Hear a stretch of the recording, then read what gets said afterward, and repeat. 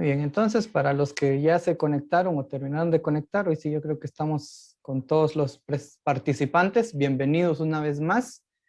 Les decía, vamos a tener una sesión un poco diferente y pues esperamos que sea del agrado y de la buena percepción de todos.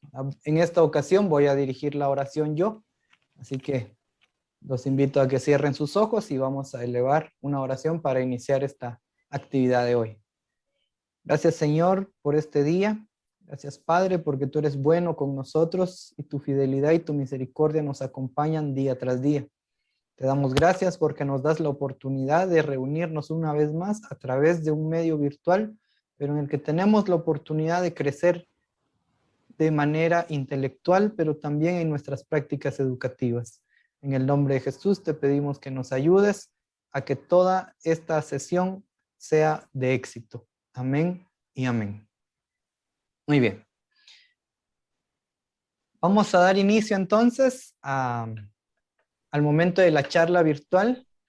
Quiero presentarles a nuestra invitada del día de hoy.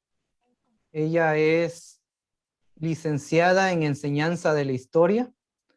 Tiene más de 12 años de servicio en diferentes niveles educativos, primaria, nivel medio, en diferentes sectores, tanto público como el privado.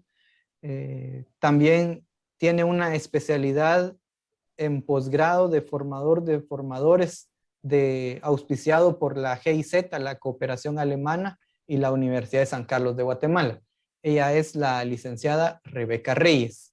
Licenciada Rebeca, bienvenida a esta charla virtual que vamos a tener el día de hoy. Le cedo unos minutos para que salude a la audiencia. ¿Qué tal? Buenas noches a todos. Sean bienvenidos a esta clase. Gracias al licenciado Pedro Fernando que me ha dado esta oportunidad para que podamos compartir hoy de todos los conocimientos que hemos adquirido a lo largo de nuestra experiencia educativa. Espero que sea una clase muy enriquecedora, así como siempre las da el licenciado Pedro. Y sé que esta noche todos vamos a aprender de todo. Así que mucho gusto. Es un placer poder compartir con ustedes. Muchas gracias, licenciada.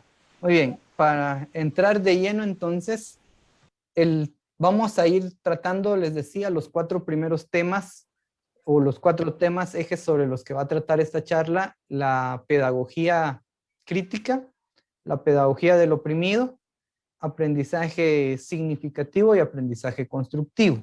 Entonces, para adentrarnos en estos primeros 2 términos del aprendizaje crítico y el aprendizaje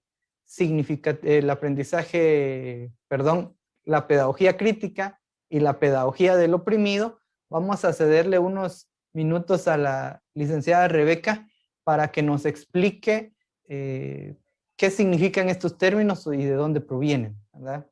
Por favor, licenciada.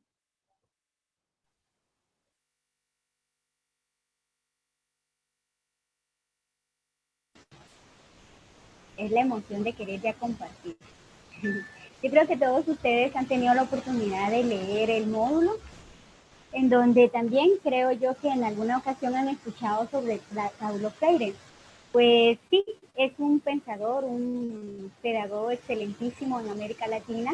Y yo les quiero comentar acerca de la importancia de este personaje, más que el personaje, de cómo surgió, de cómo él sigue vivo en nuestras aulas y cómo lo podemos vivenciar. Cuando terminó, digámoslo así, la Segunda Guerra Mundial y surgió la Guerra Fría, todos recordamos, ¿verdad?, esos episodios. Se crea la OTAN, se crea la OEA, la UNESCO, etcétera, tantas organizaciones. ¿Por qué? Porque se quería cambiar una mentalidad en todo el ciudadano a nivel mundial. Entonces, como nosotros sabemos que la historia de Guatemala, así como de toda América Latina, para contextualizarnos un poco más, fue, digamos, contada por los personajes de arriba. Cuando decimos los de arriba nos referimos a la oligarquía, nos referimos a los grupos de poder. Esa historia que estaba siempre en nuestros libros de la historia oficial. Entonces, Paulo Freire viene y dice, pues aprovechemos esa nueva metodología educativa para darle un giro totalmente diferente a la educación. ¿Por qué? Porque ahora no vamos a retomar o a tomar la educación desde arriba, sino que la queremos plantear desde abajo. ¿Cómo desde abajo? Bueno, con estos grupos tan básicos que somos nosotros, los grupos populares, por decirlo así. Entonces, ¿qué es la pedagogía crítica? Por eso es que surge en América Latina los grupos de derecha, de izquierda, ustedes los han escuchado, porque quieren una nueva forma de pensamiento que llegue a los niveles educativos. Entonces, si se dan cuenta, es una ruleta en donde está inmersa, si ya se dieron cuenta, la acción ciudadana, es decir, todos nosotros como ciudadanos, está sumergida la educación y también la política, por supuesto. Entonces, con esas grandes transformaciones sociales y económicas surgidas a raíz del fin de la Guerra Fría, implicaron nuevas demandas de los grupos emergentes. Entonces, que en esa conflictividad, hablemos de América Latina, no podían expresar ni gozar libremente de sus derechos y deberes como ciudadanos. Entonces se empezaron a crear esas políticas de integración que incluían las políticas educativas, son las que conocemos ahora. Y ustedes han recordado un poco cómo es la forma en la que nosotros estudiamos, era ya acercándonos más a lo que Paulo Freire decía como la pedagogía opresora. Quiero aclarar un poco antes que la pedagogía crítica tiene que surgir de las minorías, tiene que surgir de la vivencia, de la convivencia y de las necesidades de nosotros como pueblo. Por eso nosotros decimos que la pedagogía crítica tiene que nacer en el aula. ¿Y cómo nace esa pedagogía crítica? Bien, cuando hay un evento, cuando hay una situación histórica, nosotros como docentes tenemos que aprender a formular preguntas, pero también dejar que el alumno formule sus propias preguntas. Eso es formar en cierta manera un tipo de criticidad. Pero ¿cómo llegamos a que el alumno lo logre? Por ejemplo, y aquí quisiera yo dejarles un ejemplo en el aire. En cuanto a la pedagogía crítica, nos hemos preguntado por qué siempre en septiembre se celebran los símbolos patrios. ¿Por qué fueron creados esos símbolos patrios? ¿Para qué fueron creados esos símbolos patrios? Un segundo para que por favor analicen esa pregunta. Ahora la siguiente pregunta sería, ¿por qué nosotros replicamos eso en las escuelas? ¿Para qué lo estamos replicando? ¿Por qué lo estamos replicando con nuestros alumnos? Y les dejo otro segundo para que analicen su respuesta. Bien, ahí viene la pedagogía crítica de la que hablaba Paulo Freire. Cuando a nosotros en el contexto guatemalteco nos enseñaron sobre los símbolos patrios, y estoy poniendo un ejemplo para comprender de mayor forma la pedagogía crítica, es la reproducción de un sistema que nos fue implantado y que nos fue implementado en el sistema educativo. Cuando el maestro venía y nos decía, copie literalmente lo que está en el libro en su cuaderno, y más en las clases de ciencias sociales. Digamos, no había análisis, no había reflexión, no existía eso del por qué lo estoy haciendo y para qué. Bueno, los niños dirán, bueno, por los puntos, ¿verdad? Y todo eso. Pero en sí, para formar un pensamiento crítico, no existía eso. Y la pregunta entonces viene porque con la cuestión de los símbolos patrios fue un imaginario de los grupos de poder que nos decían, bueno, jura la bandera, cantemos el himno nacional y todos los guatemaltecos lo seguimos reproduciendo. No digo que esté malo, yo lo que digo es, ¿por qué lo hacemos? ¿Para quién lo hacemos? Regañamos a veces a los niños de que no están bien parados en el acto cívico o que están haciendo mucho escándalo, eso sucede en las escuelas, o haga silencio, o le voy a dejar 10 puntos, o si no lleva bien el uniforme, menos 10 puntos. Eso nos lleva, y te lo digo porque yo también trabajo en una escuela primaria, en una escuela pública. Entonces, eso, digamos, es un modelo reproductivo de nuestro sistema educativo. Y si nosotros como docentes vamos a tener que intentar votar con esos paradigmas, para llegar a esa pedagogía crítica de la que hablaba Paulo Freire. Cuando hablamos de pedagogía crítica no es salir a protestar a las calles, aunque es una de las formas por las que nos escuchan, pero no es lo mismo. Paulo Freire decía, vamos a pelear con los libros, vamos a pelear para que el conocimiento esté dentro de nosotros. Esa es la pedagogía crítica. Cuando nosotros entonces empezamos a dejar que el alumno empiece a indagar, empiece a preguntar, empiece a hacer su propio análisis del por qué, para qué va a estudiar este niño. Cuando hablamos también de pedagogía crítica, ustedes, me imagino yo, ¿verdad? Han leído en el módulo. Me llamó mucho la atención porque habla de algunos elementos. Y yo ahora quiero contrastar esos elementos con la teoría de la correspondencia. Miren, después de la Segunda Guerra Mundial hubo un cambio social, político, económico. Pero ahorita con la pandemia, créanme, también está surgiendo un cambio político, social, económico e incluso religioso en todas las esferas. Y todo eso repercute en la educación. Y la educación va a repercutir en todo eso. Entonces, a mí me preocupa un poco porque la teoría de la correspondencia, ustedes lo pueden también buscar en su módulo o en otras fuentes, hay un sistema autoritario y de reproducción elitista. ¿Por qué? Porque tenemos estudiantes no reflexivos y pasivos.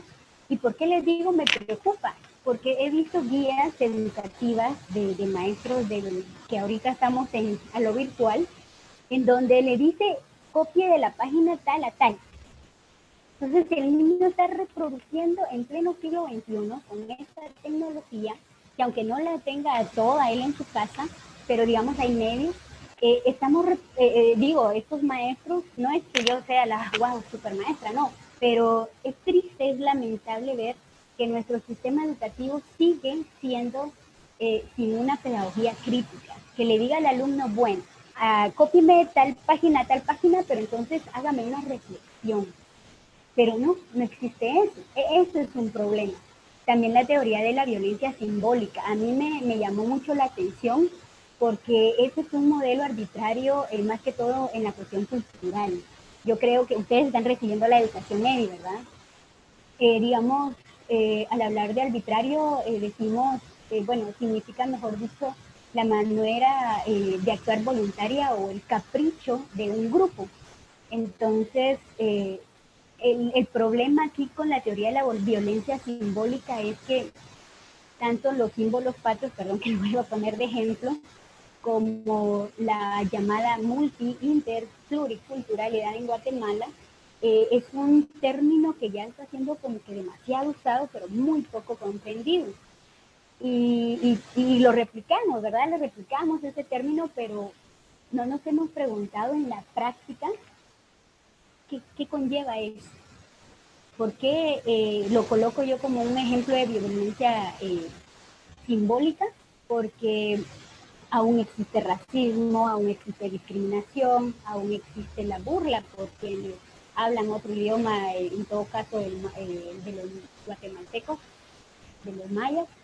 Entonces, al alumno no lo hemos llevado a otra dimensión educativa. Era la que Paulo Freire decía, aprovechemos la educación, y esa educación en masa, esa educación que va a servir como liberación para estas personas.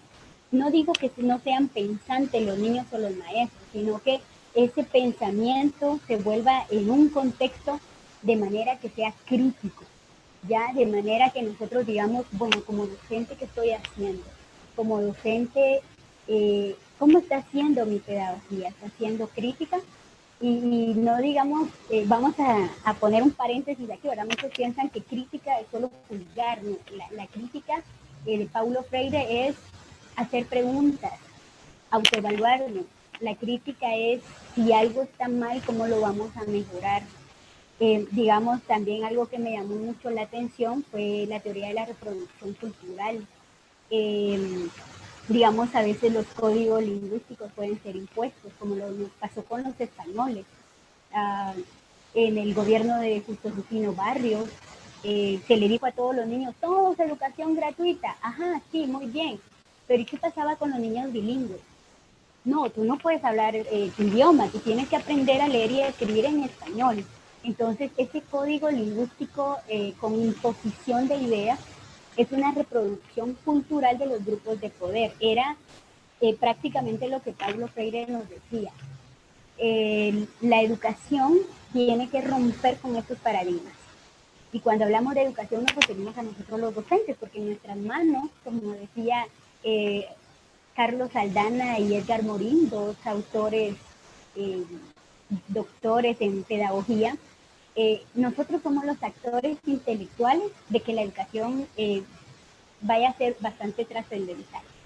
Entonces, necesitamos que los alumnos sean participativos, necesitamos que los alumnos salgan también de ese tipo de acomodamiento cerebral, de solo hacer lo que nos dicen.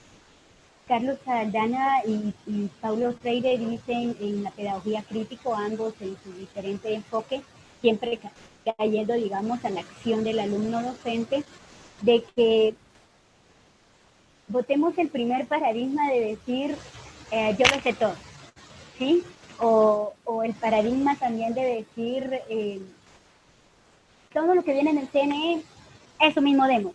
Copia, pega, copia, pega. No, yo no digo que ustedes lo estén haciendo, yo no digo esto, no estoy diciendo eso, pero en nuestro sistema educativo, en todos los niveles, es muy común ver eso.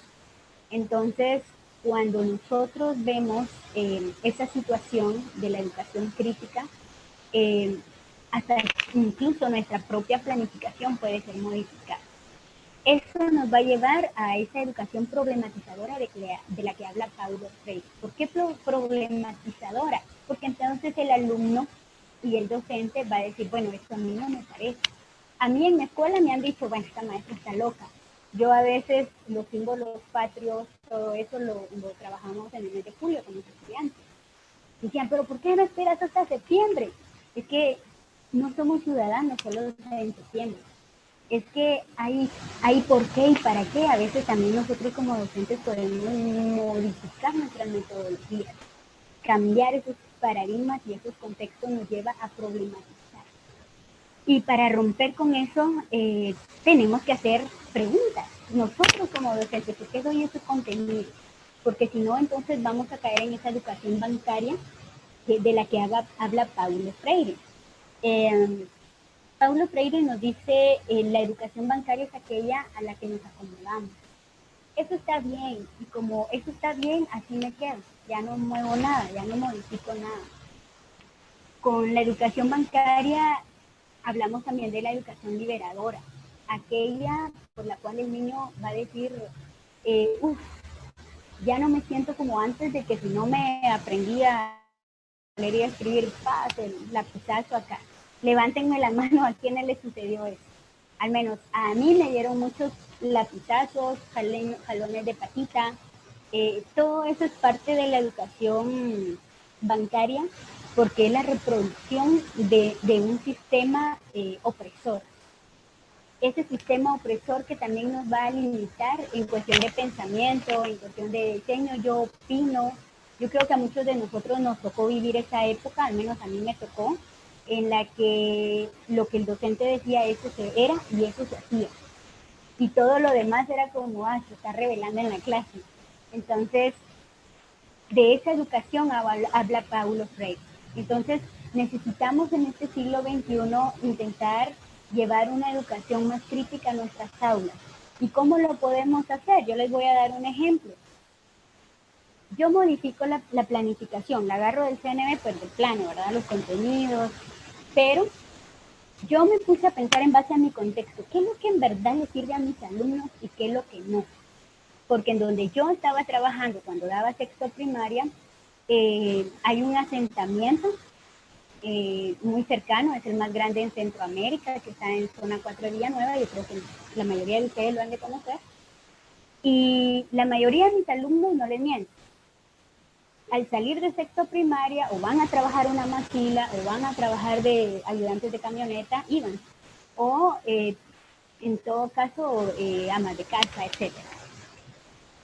Entonces yo me puse a preguntar, ¿y para qué les va a servir cierto tipo de contenido a mis alumnos en todas las materias? Mejor los voy a preparar no solo para la vida, sino con contenidos que realmente le impacten al estudiante. Que digan, ah, bueno, esto me va a servir a mí. Aquellas preguntas que le hagan pensar en decir, ¿eso es lo que yo quiero? Yo sé que tenían menos posibilidades que muchos otros niños de zona 10, de zona 14, pero Paulo Freire decía, la educación liberadora viene de los libros. La educación liberadora viene también en nuestras manos como docentes. Entonces yo les empecé a mentalizar a los alumnos. ¿Quién les dijo que el vivir en un asentamiento por fuerza tenía que ser para que usted se vaya a trabajar una maquila al salir de trabajar? O sea, usted se tiene que mentalizar y poner metas diferentes. Y por eso los contenidos, en mi caso, me disfrutaba los contenidos de ciencias sociales porque son los contenidos en los que uno los puede llevar a pensamientos mucho más profundos, más controversiales. Eso es lo que tendremos que realizar con nuestros alumnos para poder tener, digamos, ese tipo de educación que nos lleve a salir del estancamiento, a salir de lo bancario, a salir de lo tradicional, a votar con esos paradigmas educativos. Y yo sé que nadie quizá no lo vaya a aplaudir, y nadie quizá lo vaya a reconocer, pero cuando veamos que hay niños que están marcando la diferencia en nuestra sociedad, esto que va a ser trabajo y producto del docente. Cierto, nuestro sistema educativo no es el perfecto, no es el mejor en América Latina. Es triste saber que Guatemala ocupa el último lugar con Haití en toda América Latina en el ranking educativo a nivel primaria. Entonces, yo sé que no solo va a recaer en el docente la responsabilidad, sino los papás, los alumnos, todos nosotros conocemos esa situación mejor que nadie, pero retomando, digamos, y ya para concluir, la educación crítica va a venir a raíz de que votemos la educación bancaria en nuestras clases, en nuestro propio vivir. Si ustedes tienen hijos, con ellos también. Y eso nos va a traer a pensar y analizar en que existe una educación que tiene que ser significativa. Yo creo que ustedes también han escuchado mucho ese término de educación significativa, aprendizaje significativo. Pero ¿significativo para quién? ¿Para el alumno, para la institución, para mí, para el sistema educativo, para Guatemala? ¿O para quién? Tiene que ser una educación significativa, sí, primeramente para el estudiante. ¿Por qué? Porque él es un sujeto social, él es un ciudadano. Y él va a tener una familia, él va a ser un ciudadano, él va a replicar tanto lo bueno como lo malo que el sistema educativo está implantando en esta persona.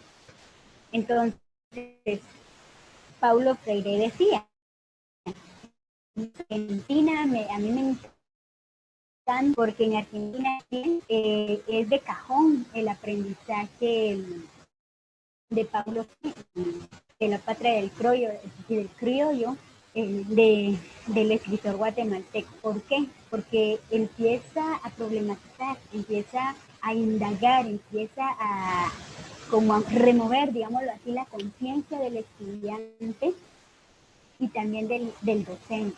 Eso es lo que en realidad nosotros queremos, ¿ya?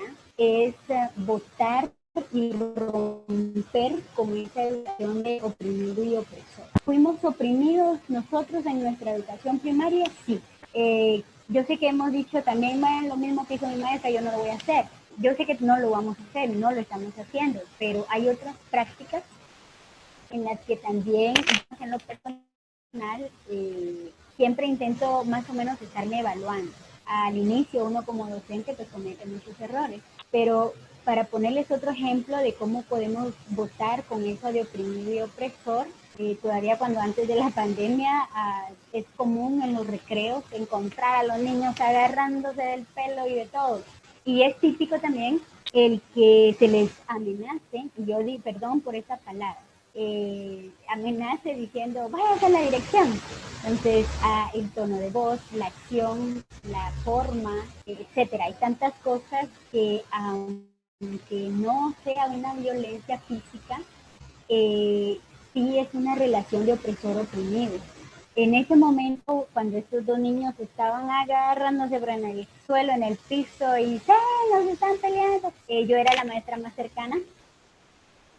Llegué con los niños Yo les dije, chicos, tenemos 4 opciones. Y todo el montón ahí, ¿verdad? Tenemos 4 opciones. Una, vamos a la dirección. Dos, número 2, que piense el 2. Número 3, ustedes tienen la libertad de buscar una decisión y ya no volver a pelear, pero ¿quién no lo van a volver a hacer? Y número 4, van con la maestra y le cuentan que en verdad sucedió de manera individual. Ustedes decidan qué quieren, yo. Pero eso sí, yo cuento a 5, se ponen de acuerdo ustedes dos y me tienen que decir. Entonces, los niños, así como que, para empezar, la señora me está dando opciones. Segundo, nos tenemos que poner de acuerdo aunque estemos enojados. Y tercero, los demás niños pensaban que o se les pegaba o que se les iba a llevar a la dirección. Lo que más me impactó fue que los dos querían pedirse disculpas para evitar los demás castigos, digámoslo así, pero no se querían dar el abrazo. Entonces les dije, bueno, ya se pusieron de acuerdo, eso fue un gran paso. El segundo paso era que se dieran un abrazo. Entonces, aunque sea enojados, pero se dieron el abrazo y todos se fueron. Al ratito todos. Llegó una maestra y me dijo, vos, ¿por qué hiciste eso?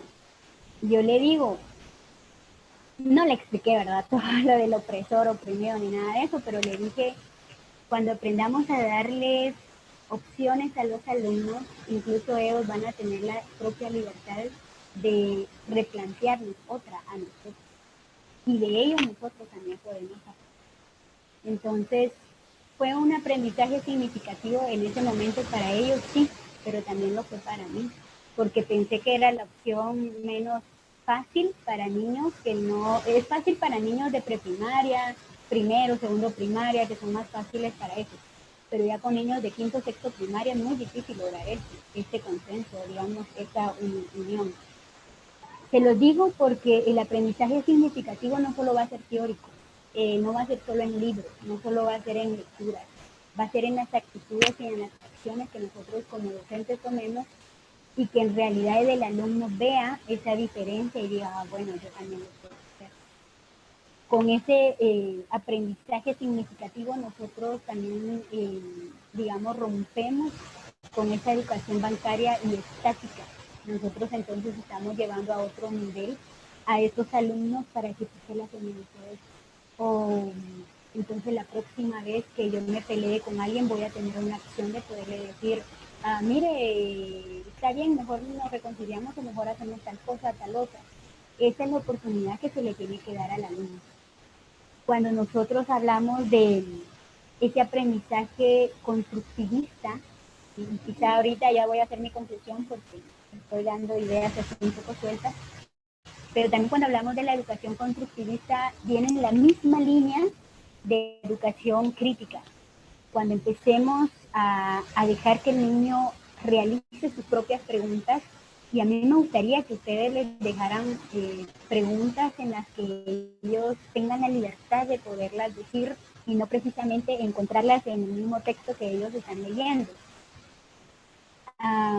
¿Por qué veneramos o por qué se habló de Tecún Umán, por ejemplo, ¿verdad? ¿Por qué el billete de a 100 habla de un español, de una historia española, y por qué el de 50 centavos, que ni siquiera ya existe, tenía un símbolo maya, algo que es un peso cultural, pero con menos valor monetario? O sea, ¿por qué? Esas cuestiones que tenemos que indagarnos nosotros, dejarle a nuestros alumnos. Esa educación crítica nos va a llevar a romper, como ya les mencioné, con esa educación bancaria, que a muchos, ahorita con la cuestión de la pandemia, el que tal vez no se va todos los días a la escuela, hay un mayor acumulamiento, tanto en el alumno que ya no hace nada, pues los papás llegan a esa unidad que el niño no quiere hacer nada en la casa, tanto el de padre alumno como el de nosotros los docentes, esa educación bancaria que va a ir rompiendo esos paradigmas en base a cuando vaya ingresando la educación liberadora, cuando el alumno tenga la libertad de poder decir lo que piensa, de poder expresarse, de poder hacer ensayos. Nuestros niños de primaria es muy difícil que alguien sepa hacer un ensayo, no porque nosotros no se lo enseñemos, sino porque él dirá, no, sí está bien, no, sí está bien. O sea, él se siente un tanto cohibido, porque tal vez no siente esa libertad de poder en un ensayo dar su libertad de expresión, de pensamiento, y tiene miedo a que su nota sea al 100% mala. Claro, si no interpretó bien el tema, pues de plano pues va a haber ahí una aclaración, pero mientras haya comprendido bien el tema, se tiene una total libertad. Con nuestros niños de primaria no surge eso, al menos con la mayoría, al menos de los de mi escuela, claro. Ahora bien, esa educación liberadora tiene que llevarnos a un aprendizaje significativo.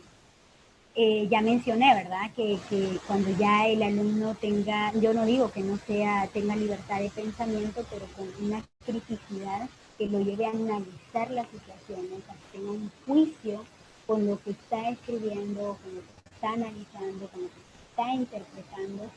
Entonces, eso lo va a llevar a otra dimensión, a que el aprendizaje quede en él de por vida. Y decir, sí, señor Carlita me enseñó a hacer, no con la teoría, sino más bien con la práctica. O que señor Emily, porque ahorita se llama su nombre, ¿verdad? Aquellos niños en los que ustedes han dejado huella, que se lleven este aprendizaje significativo, pero agarradito de la mano con la pedagogía crítica. Que cuando nosotros lleguemos a esa educación constructivista, miren, estos términos son una ruleta rusa, una no puede vivir sin la otra. Es decir, están tan interrelacionadas que no podemos hablar de manera aislada de un aprendizaje constructivista si no hay un aprendizaje, crítico. Entonces, la educación en PADEP, hasta donde yo tengo entendido, lleva inmersa la educación constructivista. ¿Por qué? Porque usted es receptor de conocimiento, pero usted también da de su conocimiento. Usted en la educación de PADEP, que tiene un modelo constructivista, crea su propio aprendizaje. Usted reproduce un aprendizaje el cual puede moldearse en torno a su contexto, a sus necesidades, tanto educativas como de infraestructura en su escuela. Entonces, eso lo tenemos que llevar al aula, a la manera personal con este alumno, con cada uno de los estudiantes, y decir, bueno, construya usted su propio aprendizaje. Y mire, cuando hablamos a veces de construir, no es solo bueno, sí, yo pinto, ¿verdad? Tengo la libertad de pintar o tengo la libertad de poner legos unos sobre otros. No, la libertad de construir su aprendizaje es cuando el alumno incluso va a tener una metodología diferente.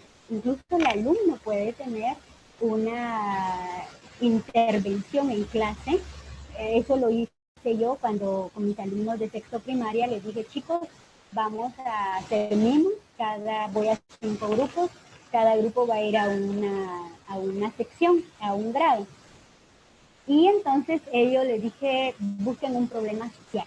Ahí tengo fotos, tengo videos, tengo de todo. Entonces los chicos se vistieron, ellos buscaron cuál era la problemática y ellos la llevaron a los diferentes aulas. ¿Por qué fue constructivista? Porque yo no les dije, bueno chicos, hablen de esto, hagan eso, muévanse, no, libertad. Solo eso sí, me pasan por escrito sobre qué va a ser su niño. Entonces los chicos buscaban los problemas sociales que tienen ellos tan cerca, ¿verdad? Del padre alcohólico o de la mamá que trabaja o que viven con los abuelitos o violaciones que se han dado dentro del hogar, etcétera. Y fue bien interesante eso. Entonces ellos construyeron su aprendizaje y ellos fueron reproductores de su propio aprendizaje con otros estudiantes de la escuela. Les coloco ejemplos, ¿verdad? De cuando otro grupo de alumnos les dije, chicos, van a escribir libros, también siempre por lo regular me dan quinto y sexto primaria, van a escribir libros con historias, y ustedes se las van a llevar a los niños de primero primaria. Y ya con eso voy a finalizar, con libros de primero primaria, a los niños de primero primaria, y les van a decir que hasta que ellos aprendan a leer y a escribir, van a leer lo que ustedes les escribieron en esos cuadernos. todos los niños de sexto escribieron sus historias, sus cuentos, lo que ellos quisieran, anécdotas, etcétera. Y se las fueron a dejar a los niños de primero primaria. Fue increíble que a mediados de junio, julio, muchos niños de primero ya sabían leer y escribir y les llegaban a decir a los de sexto, gracias, gracias, me gustó tu historia, me gustó. Y los de sexto emocionados porque los niños de primero, desde ese día que les regalaron el libro, siempre los saludaban. Entonces, ahí, digamos, se volvió un aprendizaje constructivista y también significativo, porque tuvieron la libertad de escribir lo que ellos quisieran y, digamos, apoyaron a otro tipo de niños. Necesitamos más docentes como ustedes que lleven a esa pedagogía crítica a sus escuelas, que lleven esa pedagogía crítica a sus estudiantes, que votemos con esos paradigmas tradicionales del opresor oprimido en nuestras escuelas de educación pública que tanto lo necesitan, que el aprendizaje significativo y constructivista que ustedes están recibiendo en FADER sea replicado con ellos y que sea devuelto a la sociedad como un agradecimiento también por lo que ellos construyeron en nosotros en su momento. Así que les agradezco mucho, espero que ustedes espero que ustedes también hayan leído el módulo y yo sé, y los felicito porque sé que ustedes están siendo parte de ese cambio que nuestro sistema educativo necesita y merece. Muchas gracias.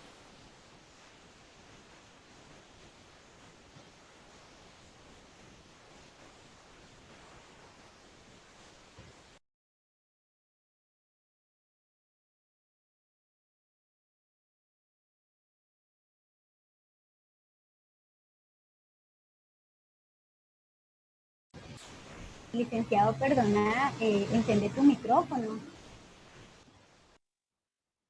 Gracias, muchas gracias. Yo creo que ya mencionó mucho lo que iba a decir yo, pero voy a enfocarme porque la idea, el tema es el fundamento pedagógico de la educación bilingüe intercultural. Pues ya nos explicaba la licenciada acerca de la pedagogía del oprimido, la pedagogía de crítica, tocó algunos términos también en el aprendizaje significativo y el aprendizaje constructivista. Sin embargo, pues en primera parte me voy a enfocar yo en los dos tipos de pedagogía que Paulo Freire eh, nos presenta. La pedagogía crítica, mencionaban algunos, y gracias por cierto por los comentarios que han ido sustentándose en el chat.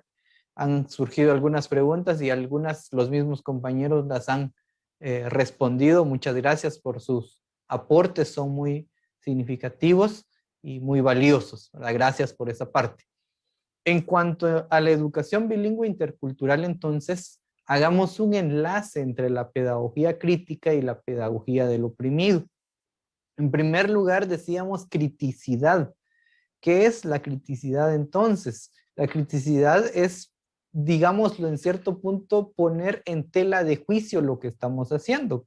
En mis palabras, el licenciado lo mencionaba de otra manera, pero es preguntarnos, ¿está bien lo que estamos haciendo? ¿Qué estoy haciendo? ¿Para qué lo estoy haciendo?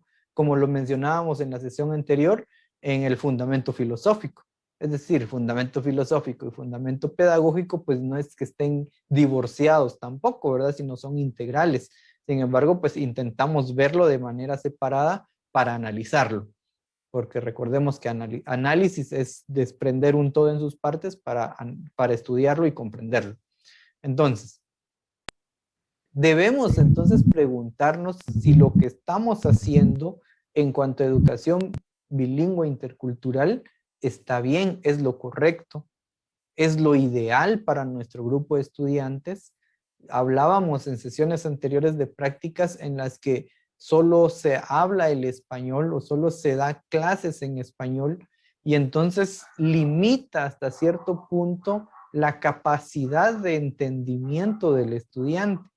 Y si encima agregamos la pedagogía crítica en aquella en la que queremos que el alumno no solo repita, sino que sea consciente de lo que está diciendo, que tenga una opinión propia, entonces definitivamente tenemos que usar un medio conductual o un medio de comunicación en el que el alumno logre comprenderme y logre dar una respuesta acertada. Una de las experiencias que yo he tenido, yo les he dicho, no es que maneje al 100% los idiomas vernáculos, algunos, dos por lo menos, pero no es que los maneje al 100%. Sin embargo, cuando he tenido la oportunidad de hablar de dejar actividades en las que los estudiantes deben disertar o exponer algún tema, les digo, bueno, usted tiene la libertad. Si usted quiere hacerlo en su idioma natal, hágalo. Yo lo escucho, yo capto lo mejor que pueda lo que dice y de esa cuenta empezamos entonces a dar una cierta libertad de decirle, bueno, usted es libre de expresar lo que hablábamos en los derechos lingüísticos. Entonces usted hágalo, usted exprésese. Entonces hay más facilidad en que sea crítico si lo hace en el idioma mismo en el que razona y piensa, que lo haga en un idioma diferente. Seguramente quienes han empezado a estudiar un idioma o aprender un idioma se topan con esta realidad de decir, yo quiero decir esto. En el idioma materno, usted lo tiene en la mente, pero a veces no encuentra las palabras para expresarlo. Y entonces empieza a buscar algunos sinónimos o empieza a darle vueltas al asunto para llegar a decir más o menos lo que realmente quería decir y a veces pierde un significado. Entonces, hablar de criticidad también es darle la oportunidad al estudiante que se exprese en su idioma para que tenga la libertad definitivamente de decir o de sentir que está siendo crítico. Debemos definitivamente, como decía la licenciada, enseñarles a ser críticos. Y en eso voy a detenerme tal vez un minuto en recordar que hay diferentes niveles de comprensión lectora. Recordemos que está el nivel literal, que es cuando le preguntamos cosas que ahí están en el libro. ¿De qué color era la caperucita? Ah, roja. ¿Quién se comió la caperucita? Ah, el lobo. Depende de la historia que le estemos contando. Niveles. Hay nivel inferencial. Muy bien, ahora detengámonos en la lectura. ¿Qué pensás que va a seguir? ¿Qué pensás que le va a pasar a Caperucita porque se va al bosque? Sola. Entonces, hay inferencial. Hay crítico. ¿Por qué pensás que Caperucita Roja se fue sola? ¿Por qué pensás en estos tiempos? ¿Por qué pensás que la mamá de Caperucita Roja dejó ir a Caperucita Roja sola al bosque? Entonces, ahí salimos totalmente de lo tradicional y ya no estamos entonces preguntando solo de qué color era, cuántos años tenía o cosas así que a veces son muy repetitivas. Entonces, solo para recordarles, decía los niveles de comprensión lectora, ¿verdad? Para que hagamos un enlace entre la pedagogía crítica, que entonces les enseñemos, pero reitero, una educación bilingüe intercultural definitivamente es un medio para lograr esa criticidad. Y también el hecho de que, como mencionaba alguien en una de las sesiones anteriores, es que a veces o no necesariamente hay que enseñarle un idioma para poder decir que estoy enseñando interculturalidad y estoy totalmente de acuerdo en ese sentido. Pero les decía ya, para mí, un medio de que llegue a la interculturalidad es enseñarle un idioma para que valore la parte o la contraparte de las demás personas. Pero alguien decía, no necesariamente tengo que enseñarle un idioma para enseñar interculturalidad y estoy de acuerdo. Pero entonces también no solo seamos reproductores de lo que dice Wikipedia, porque comúnmente ahí buscamos, ¿verdad? Wikipedia, buscamos algún término, ahí está. ¿Qué es interculturalidad? Ah, Wikipedia es la primera página que nos va a salir en internet. Entonces nosotros vamos y vemos eso. No nos volvamos solo reproductores, sino volvámonos críticos y volvamos a los estudiantes críticos también en el tema de la interculturalidad. Algo así como lo que concluimos en la clase, en la segunda sesión, cuando dijimos, bueno, entonces, según los términos que hemos visto, para usted, ¿en qué nivel está nuestro país? Inter, pluri o multi. Y algunos dieron su opinión. Y en ningún momento se les dijo está mal, porque cada uno tiene una idea y una concepción diferente. Ahí parte la criticidad. ¿verdad? De respetar también las ideas de los demás. Y en cuanto a la pedagogía del oprimido, si usted no entendiera idioma español, ¿cómo se sentiría en este momento que ya llevamos cerca de 1 hora hablando solo español? Definitivamente se sentiría oprimido, castigado, hasta cierto punto hostigado, cansado, más aburrido de lo que está ahora que entiende español. Hay diferentes entonces manifestaciones de la opresión. En la pedagogía del oprimido nos habla de un oprimido y un opresor. El oprimido, el estudiante. El opresor, el docente, si lo queremos simplificar. Entonces, la educación intercultural también nos ayuda a que no sigamos oprimiendo más a los estudiantes. ¿Y qué es oprimir? Ponerles más carga de la que pueden llevar. Porque queremos que aprendan matemática, queremos que aprendan idioma español, queremos que aprendan ciencias sociales, queremos que aprendan ciencias naturales, queremos que aprendan educación artística y algunas otras cosas más. Pero si para empezar ni nos está entendiendo lo que le estamos diciendo. O sea, a las cargas que ya tenemos le ponemos cargas extras todavía. Entonces, es necesario que para tener una pedagogía liberadora, también seamos conscientes que la educación bilingüe y la educación intercultural son necesarias y son necesarias hacerlas realidad en nuestros salones de clases. De esa manera, entonces, podemos decir, bueno, estoy fomentando la criticidad y estoy también llegando a liberar al estudiante.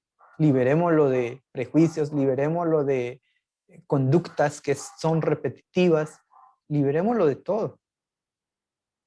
Hagamos personas libres, hagamos personas pensantes o construyamos más bien. Muy bien. Finalizamos esta primera sesión solo para dar paso, si la compañera, se me olvidó el nombre, no lo anoté, que tenía las preguntas, si tuviera algunas preguntas en cuanto a pedagogía crítica y pedagogía del oprimido, y después continuamos con aprendizaje significativo y constructivo. Lick, buenas noches. Buenas noches, Jessica, gracias. Fueron bastantes las preguntas que estuvieron realizando, pero como usted dice, algunas fueron respondiendo los mismos compañeros. ¿Cuántas preguntas son las que van a responder, Lick? Ahorita empezamos con 2 y ya miramos el tiempo. Muy bien. Una de los que escribieron los compañeros es que dice, ¿de qué manera se puede ejemplificar la microfísica del poder? Licenciada Rebeca, si no, respondo yo. ¿Se me dice? Si hubiera forma de subir el volumen también, perdón, algunos estaban diciendo que no. Ahí sí me escuchan. Ahí está bien. ¿Sí me escuchas ahí? ¿Sí me escuchan? Ok. Bien, cuando hablamos de microfísica, perdón, se me fue el...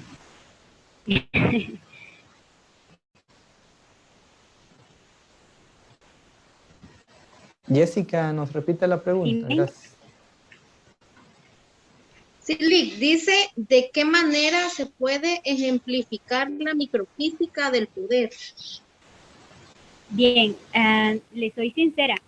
Cuando nosotros, más que todo, escuchamos a los alumnos, ya lo decía el licenciado Pedro, que hay cierta cantidad de coerción implícita dentro del poder del docente, digámoslo así, y lo que el alumno va a responder. Ese cierto tipo de coerción se puede manifestar de distintas formas. Por ejemplo, cuando hay demasiadas palabras que le podemos decir al alumno, tú te vas de este lado donde están los que no mucho le entienden a la clase, o tú te vas del otro lado de los que son mejores que tú. Ese es un ejemplo, ¿verdad? De cómo puede ser ese tipo de coerción ejercitada del docente hacia el estudiante, o que también se puede dar entre los mismos estudiantes. Gracias. Sí, yo considero también que es una forma repetitiva de ir coactando, si se puede decir de esa manera, las acciones de las personas. Mencionaban algunos en sus comentarios, lo que pasa es que vivimos en un estado o en una nación que quieren que nosotros no seamos pensantes para que seamos fáciles de dirigir. Entonces, eso es en el macro universo, si queremos verlo así. Sin embargo, nosotros mismos podemos llegar a ser replicantes de eso en nuestros salones, a veces hasta inconscientemente. Cuando empezamos a hacer cositas que cohíben al estudiante, como decía en su disertación la licenciada, le decimos, siéntese, usted cállese. A veces, no siempre, ¿verdad? Pero a veces quieren dar una opinión o quieren debatir. Entonces, es necesario escuchar ese debate. Yo no sé si han visto videos ustedes donde niñitos se ponen a debatir con sus papás, pero ¿por qué me pegas? ¿Pero por qué tantas veces? ¿O por qué a mi hermana no? Y a veces como padres es un poquito difícil responderles, porque uno está solo con ganas de pegarles. Entonces, no quiere razonar definitivamente. Entonces, si nosotros como papás o como maestros replicamos estas situaciones, estamos contribuyendo a replicar todas estas acciones. Siguiente, Jessica. ¿Qué impacto tiene la pedagogía crítica en el crecimiento de nuestro país? Wow, qué buena pregunta. El impacto va a ser político, social, colectivo, va a ser inmensamente gigante. Gigante porque entonces el estudiante no se va a limitar a solo reproducir un tipo de conocimiento pasivo, sino que va a, por ejemplo, a ver noticias y empezarse a preguntar ¿por qué sucede esto? ¿Por qué sucede el otro? Mi actitud como ciudadano tiene que cambiar. Entonces, cuando él se autoevalúa, se está criticando a sí mismo y eso le vaya a hacer un cambio de actitudes. Por lo tanto, va a tener un impacto con las demás personas. Todos somos sujetos sociales, todos somos sujetos políticos. No podemos decir no participamos de la política porque somos personas que participamos directa o indirectamente en la política y eso nos va a hacer impactar más. Por ejemplo, siempre van a haber personajes históricos que cambiaron la historia. Pueda que algunos de nuestros alumnos sean esos personajes que cambien nuestra historia. Gracias. Mi contribución sería en función, dicen que es de mala educación responder con otra pregunta, pero ¿qué pasaría si nuestras autoridades gubernamentales fueran críticas? ¿Qué pasaría si nuestras autoridades judiciales fueran realmente críticas? ¿Qué pasaría si nuestras autoridades en materia de seguridad fueran críticas?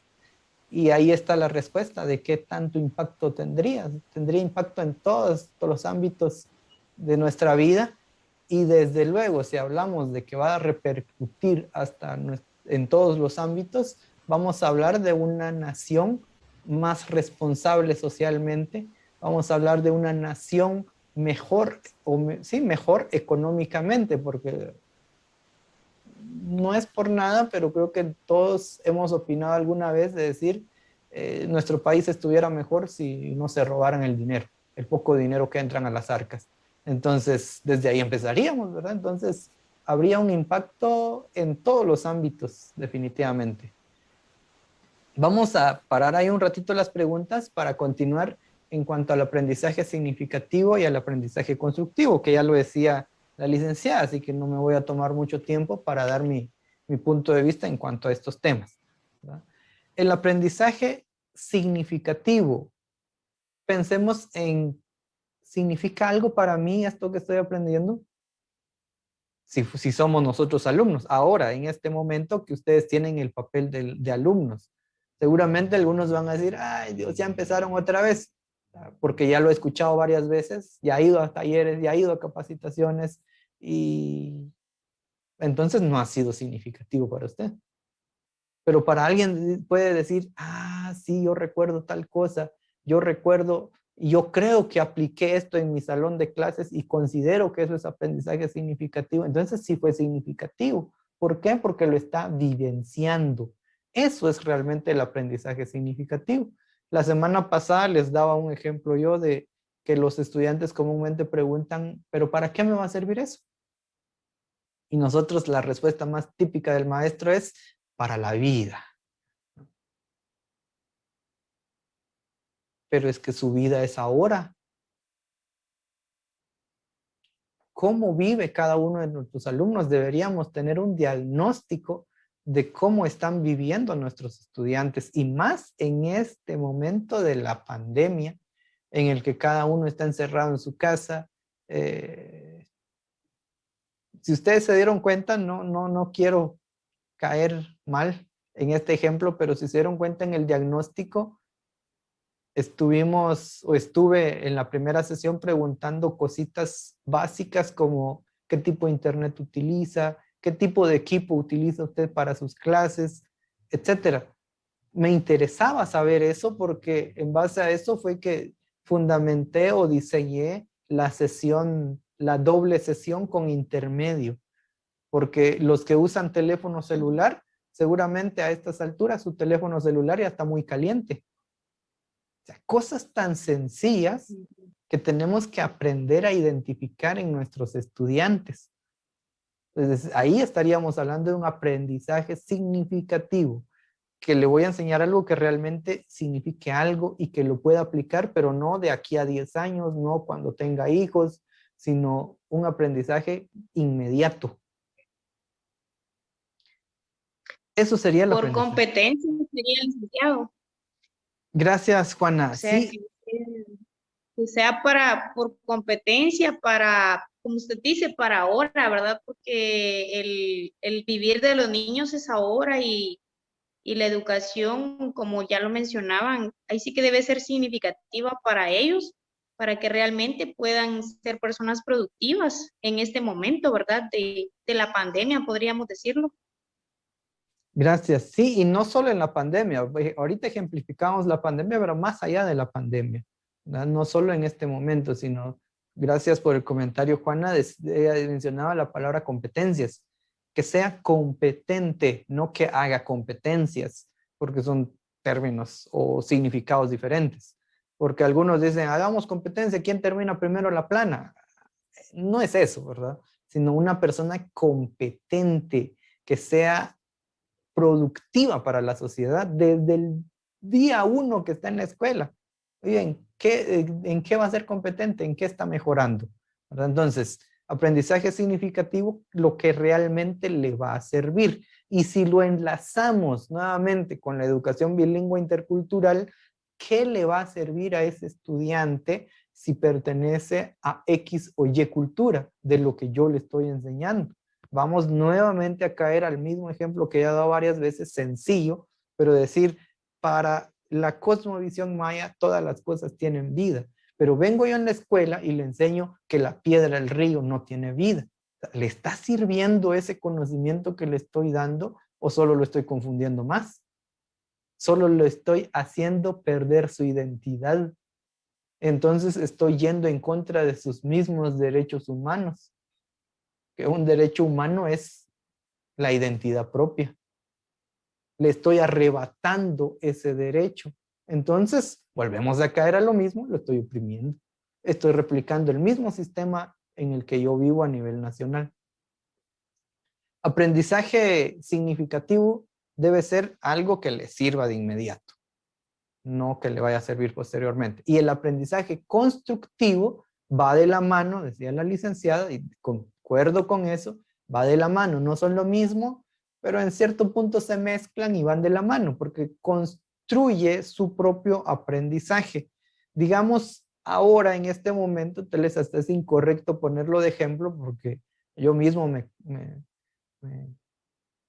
me disminuyo hasta cierto punto decirlo. En este momento el aprendizaje no está siendo constructivo en este momento. ¿Por qué?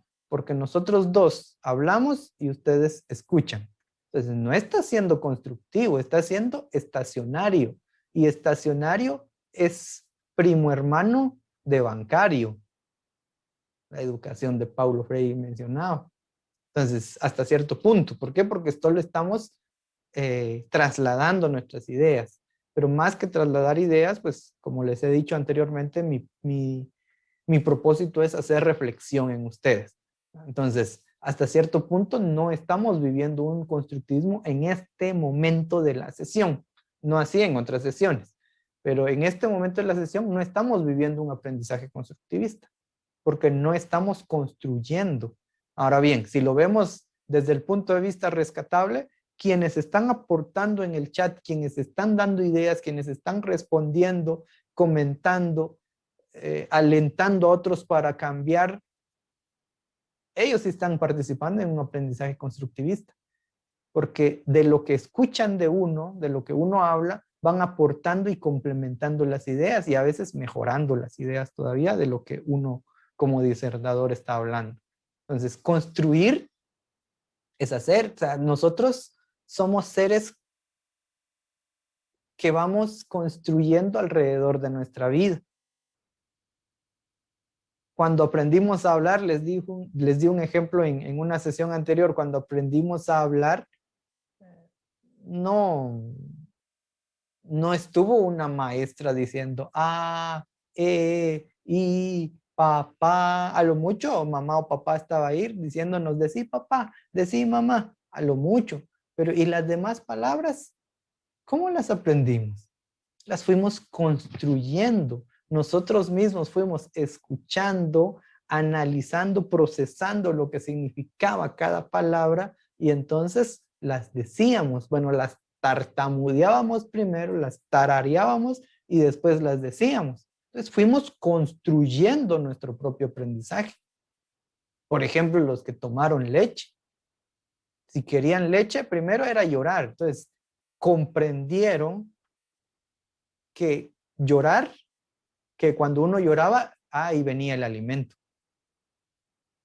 Pero como se dio cuenta, ese niñito se dio cuenta de que al llorar no siempre le daban comida, a veces le cambiaban el pañal, de que al llorar a veces le sacaban el aire.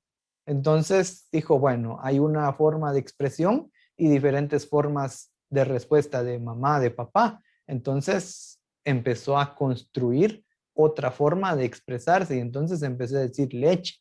Obviamente no dijo leche, cada uno lo expresó de diferente manera, pero le entendían que quería leche.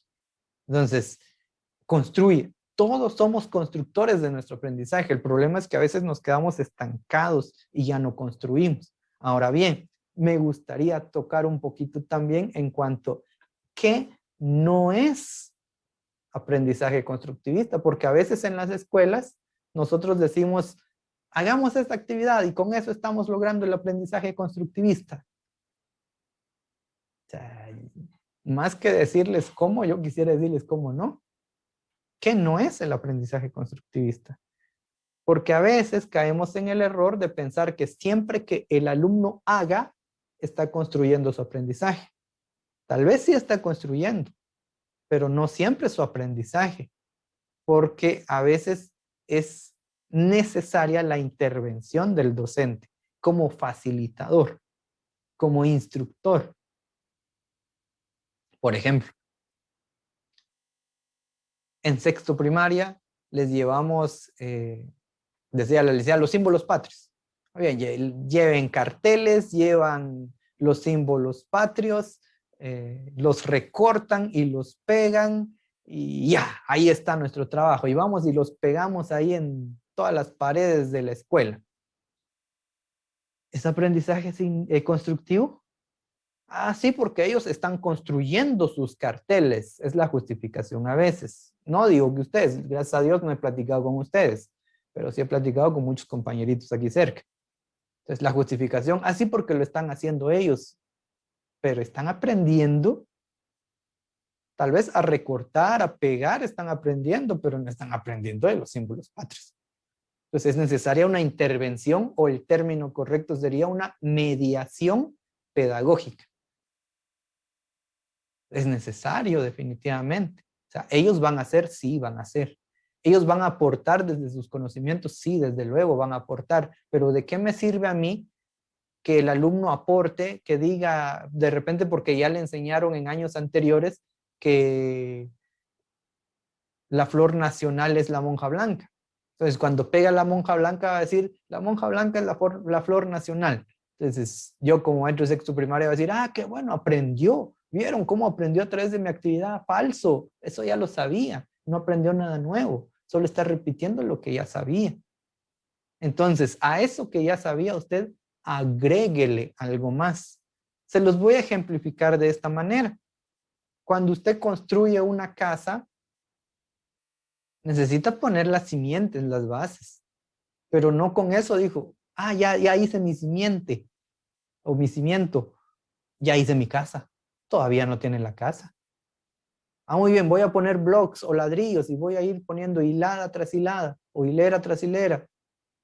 Llegó a la mitad, no, con eso ya tiene la casa. Terminó de levantar las paredes, con eso todavía no tiene su casa. Tiene 4 paredes, pero no su casa. Ah, me falta el techo. Muy bien, le puso techo. Ya tiene techo, todavía no tiene su casa. Disculpe que lo decepcione, todavía no tiene su casa. Le faltan las puertas, le faltan las ventanas, le faltan los acabados, le falta la instalación eléctrica, le falta un montón. Eso es lo que tenemos que hacer con nuestros alumnos, construir con base en lo que ya tiene, ir aportando más y más para que entonces pueda llegar a un pleno crecimiento. Pero tengamos cuidado nuevamente a que no sea algo bancario o estacionario. Así, conocimiento, conocimiento, conocimiento. No. A mí me gustaba la versión del CNB que dividía los contenidos declarativos, procedimentales y actitudinales, porque le ponía un énfasis equitativo a los 3. Y entonces nos hacía ver que no solo teníamos que educar en conocimiento, sino teníamos que educar en actitud también. Entonces ahí entonces estamos hablando, sí, estamos construyendo. ¿El alumno hace? Claro que sí, porque si no el alumno se aburre. No quiero que levanten las manos, pero voy a preguntar, ¿y cuántos días se aburrieron ahorita? Ya llevamos 1:15. Pues, estar sentados nada más. Entonces, el alumno definitivamente tiene que hacer, tiene que construir, tiene que ayudar a construir su aprendizaje, pero nosotros tenemos que mediar y aportar algo nuevo a nuestros estudiantes. Entonces, estaremos logrando y diciendo, así estoy trabajando desde la filosofía del aprendizaje constructivista. Muy bien. Nuevamente, desde el punto de vista de educación bilingüe intercultural, entonces, siga construyendo en lo que ya hay. No bote lo que ya está hecho. El alumno ya estuvo 4, 5, 6 años en su hogar, ya tiene una cultura, ya tiene una identidad. No venga a botarla. Construya más sobre lo que el estudiante ya tiene. No lo desculturalicemos, no lo hagamos perder su identidad, sino sigamos aportándole más y más cada día. Muy bien. Voy a parar ahí para dar espacio para las preguntas porque ya ni tiempo de leer me da el chat de tanto que escriben. Gracias por sus aportes. Entonces, Jessica, si pudiera darnos algunas otras preguntas. Empezamos a las 7:30. No, 6:30, 7:30. Sí, todavía tenemos mucho tiempo.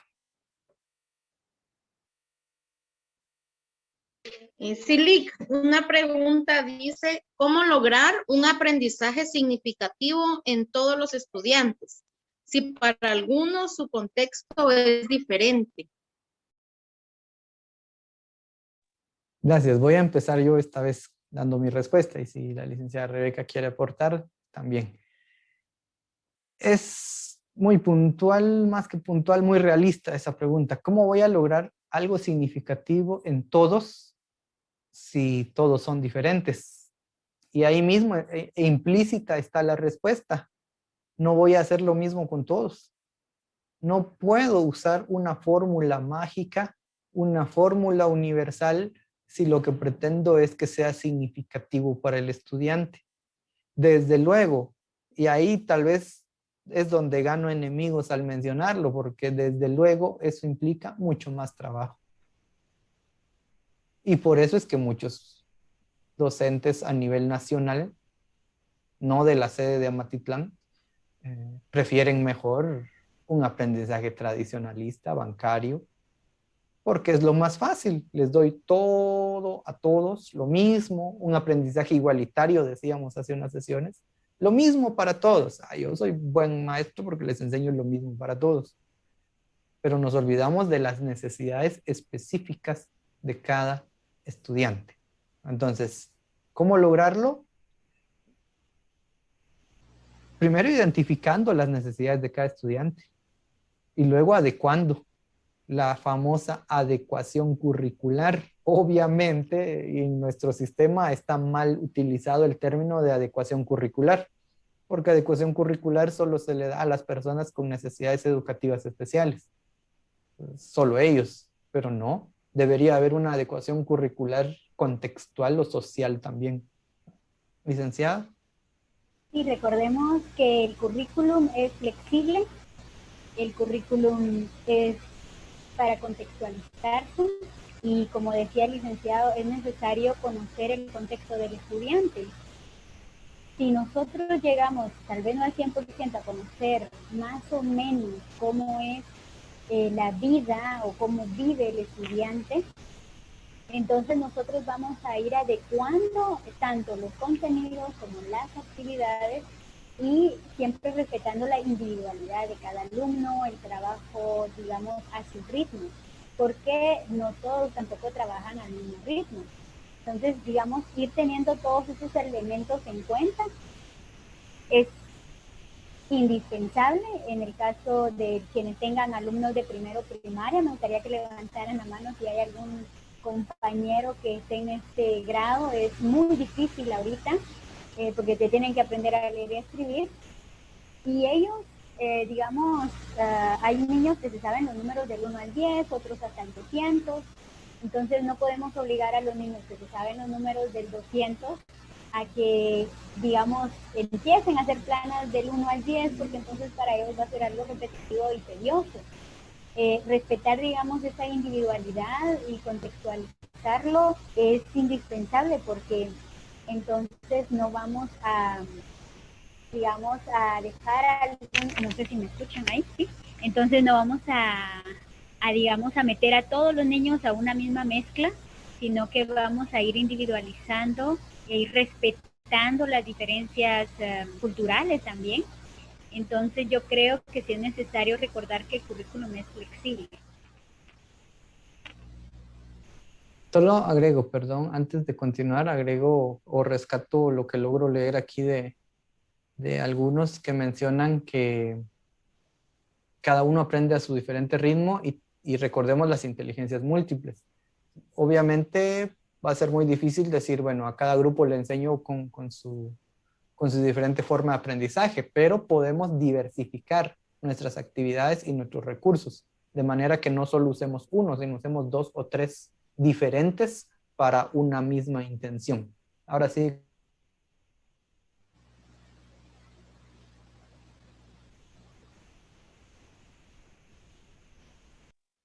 Jessica, continuamos.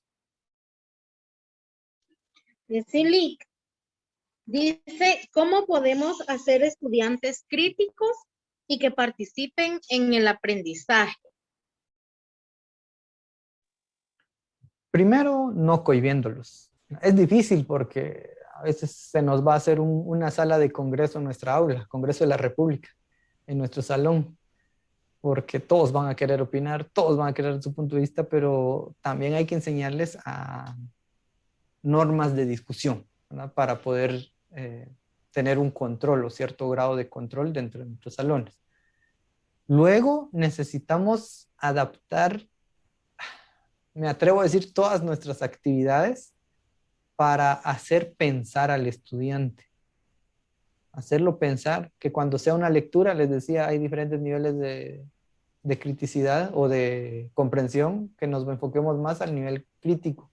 que en una actividad de matemática, más que decirle cuánto es 2 más 2, vayamos y que nos tenga que repetir lo mismo y decir, ah, sí, bravo, qué bueno. Dejar de aplaudir lo tradicional y lo común, sino más bien llegar a un análisis. ¿Pero por qué? Reflexionar en todas las áreas, desde todas las áreas ir bombardeando con algunas preguntas. No les voy a decir tampoco de ahora en adelante solo preguntas críticas, porque entonces damos un salto gigantesco que no vamos a lograr alcanzar dar, sino ir de manera gradual enseñando desde la preprimaria. A mí me gusta el libro de constructivismo de, ¿cómo se llama este señor? Marzano. Marzano plantea un modelo educativo en el que al estudiante se le va a ir enseñando desde la preprimaria y él menciona ahí un ejemplo de un cuadro comparativo. Comúnmente, ¿cómo hacemos el cuadro comparativo nosotros? Hacemos 2 columnas y empezamos a escribir. Por ejemplo, en una columna tenemos que colocar manzana. Entonces escribimos, sí, manzana, la manzana es muy rica en vitaminas y es comúnmente de color rojo. Y del otro lado tenemos que poner mango. Entonces, mango, a mí me gusta mucho el mango. Y ahí está nuestro cuadro comparativo. Entonces, Marzano dice, tenemos que empezar a identificar desde elementos muy pequeños, desde elementos básicos, desde que el alumno es pequeño y enseñémosle a comparar, porque él nos establece 4 niveles cognitivos. El análisis, la comprensión y la utilización, pero como primero es solo lo repetitivo, el conocimiento, ¿verdad? El conocimiento en sí, el conocimiento, luego el análisis, luego la comprensión y luego la utilización del aprendizaje. Entonces, por eso les decía, no solo es de dar un salto, es decir, hagamos, utilicemos, hagamos críticos, sino ir gradualmente, de preferencia desde preprimaria, para las compañeras de preprimaria que están aquí con nosotros. Pero como no podemos volver al pasado, entonces empezar desde donde estamos hoy a ir gradualmente haciendo críticos a nuestros estudiantes y que primero Dios, el siguiente docente o profesor maestro que le corresponda, pues logre darle continuidad a esto también. Por mi parte, yo considero que las mismas preguntas que nos hacemos como adultos, también se las hagamos a los niños. De lo que nosotros observamos en las noticias, ¿por qué nuestro país es tan violento? Bueno, ¿por qué Villanueva es tan violenta? Entonces ellos van a decir, bueno, ¿qué es violencia? Siempre se lo podríamos decir. Este es un ejemplo que estoy dando como para ir construyendo un aprendizaje con una pedagogía crítica. ¿Por qué hay tanta violencia en Villanueva? Es interesante todas las respuestas que sus niños les van a dar desde preprimaria hasta sexto primaria. Las mismas preguntas que ustedes se hacen como docentes. ¿Por qué cada vez que tal vez llueve se tapan con algo tan sencillo, en serio, algo tan contextual? ¿Por qué se tapan los drenajes en Villanueva, que son calles tapadas de agua? Entonces, por la basura, con preguntas tan contextuales, tan básicas, que nosotros también quizás a veces las hemos hecho con nuestros alumnos, pero dejándole la libertad, ¿verdad? No dándole nosotros ya la respuesta. Ellos desde su percepción van a empezar a dar sus propias respuestas. Eso es despertarlos en un aprendizaje de pensamiento crítico, porque entonces el niño va a decir, bueno, pues en mi calle no se tapa por el agua, pues no hay basura, pero el del otro niño sí. Entonces es interesante ver la diversidad de preguntas. Al igual, si tienen niños de cuarto a sexto primaria, yo les digo, vean una noticia, siempre los mando a hacer este ejercicio, vean una noticia y pregúntense por qué de esa noticia. Con los de los motoristas, que son muchos los accidentes más en ellos que en carro, yo les digo, ¿se han preguntado por qué? Bueno, vayan a ver una noticia y mañana me dicen por qué creen ustedes que ellos reciben, digamos, el impacto de los carros más que, no sé, ¿verdad? Es más alto el nivel de accidentes en ellos. Y hay respuestas que aparentemente son bastante graciosas, pero son tan reales. Entonces el alumno, desde ahí empezamos a darle su espacio para que ellos exploten todo lo que tienen desde su propio conocimiento. Y es increíble cómo los docentes aprendemos de ellos. Es increíble. Entonces, despertemos eso haciendo preguntas. Las preguntas poderosas, esas preguntas que nosotros como adultos nos hacemos, dejémoselas a ellos también.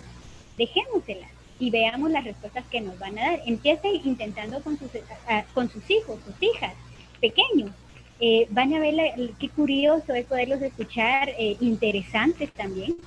Y aún para nosotros va a ser también un aprendizaje significativo la respuesta de ellos. Solo agregar también, tal vez algo importante es nuevamente crear la conciencia del respeto de la opinión ajena. Primero, la cultura del debate, no pelear, sino debatir. Segundo, el respetar las respuestas ajenas, porque incluso a veces nosotros caemos en ese error. Como decía la licenciada, nos vamos a encontrar con respuestas tan peculiares y a veces nosotros somos los primeros en reírnos. Y ahí ya le estamos cortando las alas al estudiante, ¿no? Entonces es necesario también tener en cuenta el respeto a lo que ellos digan. O sea, les damos el espacio, pero de verdad respetamos y apreciamos lo que ellos digan y no solo les damos el espacio porque nos dijeron que tenemos que darles el espacio. Siguiente pregunta.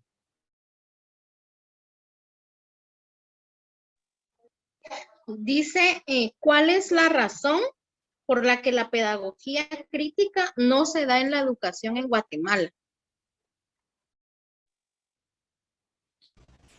Que no Para se da mí, en Guatemala. sí, la pedagogía crítica no se da en Guatemala. Para mí es sencillo y molesto, o molesta la respuesta que voy a dar, porque estamos acomodados. O sea, empezamos desde abajo para arriba. Estamos acostumbrados a que nuestro sistema educativo siempre es lineal o vertical, lineal, vertical, descendente, que todas las instrucciones vienen desde aquí arriba, desde el ministro de Educación, y llegan hasta abajo, hasta el maestro. Veamos el ejemplo claro de la pandemia. La instrucción vino, centros educativos hay que cerrarlos y llegó hasta abajo. Centros educativos tienen que atender estudiantes y llegó hasta abajo. Centros educativos, ¿saben qué? Mejor hay que cerrar otra vez porque alerta anaranjada, mejor ya no. Entonces volvió a pasar lo mismo. O sea, somos muy receptivos y con eso no quiero decir que nos sublevemos y nos levantemos en armas y hagamos un convoy o un complot contra el Estado. Tampoco quiero llegar a ese extremo, pero a veces somos muy, no sé si crédulos o receptivos en el de voy a esperar que me dice mi jefe inmediato superior.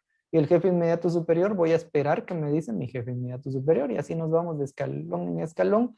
No, hay que esperar que nos dicen.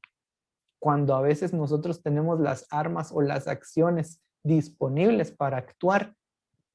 Seguramente algunos en esta pandemia pues están trabajando en modelo a distancia porque sus alumnos no tienen el recurso tecnológico. Pero a veces las educadores, y ahorita no sé si a ustedes les ha llegado la invitación de la Contraloría General de Cuentas para inscribirse a un programa de capacitación y dice, inscriban a todos sus alumnos. Y a mí solo me da risa porque ¿cómo los voy a inscribir a todos si ni yo les puedo dar clases así como les doy a ustedes? Está fuera de mi realidad, ¿verdad? Entonces, a veces nosotros mismos estamos muy acomodados esperando solo las instrucciones de arriba y cuando dicen, váyanse a la casa, sí, me voy a la casa. Cuando dicen, o sea, cosas que nos gustan escuchar, entonces las hacemos. Y las que no nos gustan, pues las hacemos, pero de mala gana o solo por cumplir. Yo pienso que el acomodamiento es un factor muy importante. Decíamos anteriormente, y creo que algunos lo medio comentaban también, que inicia por nosotros, todo cambio inicia por nosotros. Es ilógico a veces porque cuesta todo cambio que vaya ascendente de abajo para arriba, va a ser bien difícil que se dé, pero se puede dar, no es imposible. Licenciada. Bien, rapidito me voy a remontar a 1494, cuando vino Cristóbal Colón, 1492. Recordemos que los españoles nos trajeron un sistema refeudalizado que se empezó en un ideario, en una ideario imaginativo que empezó a meter en América Latina. Cuando llegaron los conservadores y liberales, quienes han echado sobre ellos, nos empezaron a vender una historia elitista, de historia de los vencedores, de quiénes son los que estaban arriba y quiénes son los oprimidos, que era el pueblo. No tenemos desde ese entonces, y nunca la hemos tenido, una pedagogía crítica, porque fue un sometimiento que hubo en todas las esferas de nuestra vida guatemalteca, incluida la educativa. Aún cuando vinieron procesos y hecho el CE, se siguió replicando ese modelo educativo antiguo, tradicional, nefasto, porque era de, como les dije al inicio de la disertación, con modelos creados de los personajes importantes en Guatemala, pero los 4 pueblos de Guatemala nunca fueron importantes, porque nunca se habló de ellos en nuestros libros de historia, ni en una clase. La historia de los 36 años de guerra no se sigue contando en la educación primaria. Entonces, ¿cómo va a haber un modelo crítico y se ha roto o no ha terminado de romper modelos? Entonces, esa, digamos, la tenemos que traer de que estaba el Estado guatemalteco, que no era Estado todavía, pero sí, el Estado guatemalteco abonado todavía a todo Mesoamérica. Y desde ahí entonces traemos una educación que nunca fue la nuestra, siempre fue contada por otros. Y ahora, digamos que ya tenemos el CNB, que los cambios en el mundo, que ya les mencionaba desde la Segunda Guerra Mundial, que trajo nuevas formas educativas, con este siglo XXI, el Ministerio de Educación siempre ha intentado cambiar un poco, modificarse, y lo ha logrado, sí, en cierta parte. Pero eso no es suficiente. Lo que es un sistema que se viene replicando y replicando y replicando. Ahora, perdón por decirlo, todos nosotros, tenemos un gran reto, porque los millón y pico de docentes que hay en el sistema educativo, tanto público como privado, nosotros somos una minoría que hoy por hoy estamos escuchando el decir, hay un reto en mí que es el votar con esos paradigmas tradicionales. Con eso no digo que no tomemos el CNB para planificar y etcétera, pero las prácticas educativas tienen que mejorar. Y es un gran papelón, digamos, es un gran trabajo. Yo sé que ustedes lo han estado trabajando y aún nos queda mucho trabajo por realizar, porque estas generaciones que ya pasaron, que ahorita están en la universidad o que están en básicos, en media, fueron formados por nosotros. Y todos estos niños que vienen atrás están siendo formados por nosotros. Ellos son los ciudadanos guatemaltecos, no cuando cumplan 18 años, no. Desde que nacieron ellos ya son ciudadanos guatemaltecos. Y en nuestras manos está el moldear esas vasijas. Tal vez no van a ser todas, ¿verdad? No todos los ciudadanos guatemaltecos, pero esas pequeñas y poquitas vasijas que se nos han dado para nosotros moldearlas, tienen que ser bajo un nuevo paradigma, tienen que ser bajo un nuevo modelo educativo que va a ser la pedagogía crítica. Eso o sí, tiene que ser así, no por imposición, sino por conciencia, porque ya hemos visto la necesidad de un sistema educativo diferente. No lo vamos a lograr en la Departamental Norte, ni en la Sur, ni en Zona 10, no, lo vamos a lograr desde nuestras aulas, con nuestros alumnos. Tal vez todos los demás compañeros en la escuela no, pero con nuestros alumnos sí. Entonces es un sistema históricamente implantado, del cual ahorita nosotros estamos inmersos pero en nuestras manos está esa oportunidad de poder hacer esa pequeña o gran diferencia. Entonces creo yo que no es de amedrentarnos, ¿verdad? Tampoco decir, ay, no, qué gran cosa que tengo ahora, no, sino al contrario, decir, wow, tengo esta oportunidad de poder decir, entrego ciudadanos que sean críticos, entrego ciudadanos que yo sé que en un futuro van a marcar el cambio. Tal vez no los 30 estudiantes, pero con 2, 3, 5, seguramente vamos a marcar la diferencia. Y nosotros habremos, tal vez no aparecerá nuestro nombre en un libro de historia, pero sí va a aparecer en la historia de algún alumno, de alguna alumna que hizo la diferencia como ciudadano guatemalteco. Yo solo quiero agregar, pequeños cambios hacen grandes diferencias. Entonces usted haga un pequeño cambio cada sesión de clases que pueda. Uno pequeño. Agregue una pregunta, haga alguna dinámica diferente, no solo de repetir, sino de analizar cositas diferentes. Una sola cosa diferente que haga puede hacer grandes diferencias. Ahora sí, Jessica.